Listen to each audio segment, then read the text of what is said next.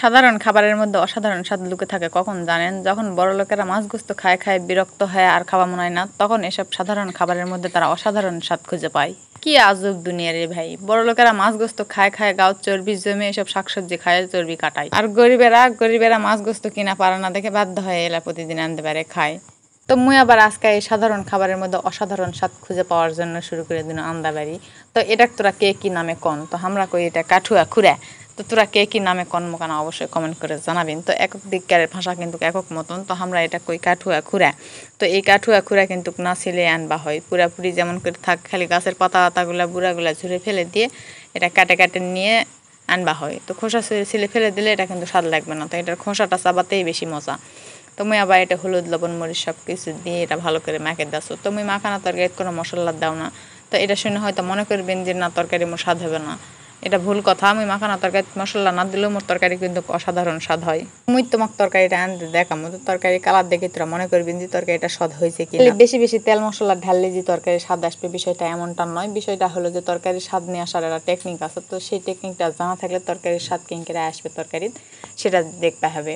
তো যাই হোক, তাই বলে কি তেল মশলা দিব না এমনটা নয়। তো পরিমাণ মতো যা লবণ ঝাল তেল লাগবে সেটাই মুই দিছু। তো মুই তরকারিটা এখন এটা পানি দিয়ে সিদ্ধ করবার দিমু। তো মুই এটা তরকারি সিদ্ধ করবার দিয়ে আজকে আমি সকালে কি খামো সেটাই তোমাকে কেন জানামু। তো আজকে আমি সকালে খামো মোর পছন্দের একটা খাবার। তো এটা সবারই মনে হয় পছন্দের খাবার। তো গাঁয়ের মানুষ এই খাবারটা বেশিই খায়, চটমটা ঝাল ঝুল দিয়ে এই জিনিসটা খেলে কিন্তু সেই হেভি স্বাদ লাগে। তার উপর শুকনা ঝাল দিলে যদি খাওয়া হয় তাহলে এটা বেশি স্বাদ। তো সেই শুকনা ঝাল নিয়েই আমি কিন্তু এটা খাওয়া শুরু করে দিই। এখনো খাওয়া শুরু করিনি, আমি এটা রেডি করছো। আর এই হলো সেই শুকনা ঝাল দিয়ে মাখানা জিনিস। তো এটা হলো মোর করকরা ভাত। তো গত রাতে আমি যে ভাতটা আন দিয়েছিল সেই ভাতটা মই এটা মেসে গেছি। ওই ভাতটা মই এখন এটা শুকনা ঝাল ডলে টকটকা করে মেখে নিচ্ছি, নিয়ে এখন ভাতটা মেখে নিবো। তো করকরা ভাত কিন্তু কেন নরম নরম হলে বেশি স্বাদ লাগে, কিন্তু ঘরঘরা করকরা ভাত কিন্তু ভালো লাগে না।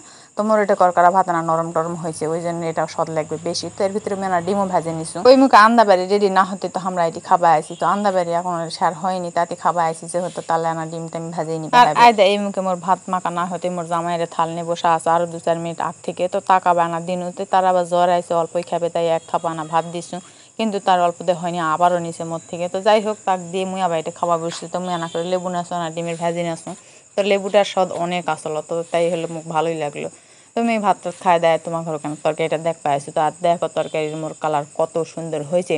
তো খুরাত মুই পানি দিছি বেশি করে, মনে করছি নতুন খুরা সিদ্ধ হবে কিনা, কিন্তু না, অল্প পানিতে মোর আগেই সিদ্ধ হয়ে গেছে। এই পানিটা মারতে মনে না দেরি হলো। তো দেখো এত সুন্দর হয়েছে।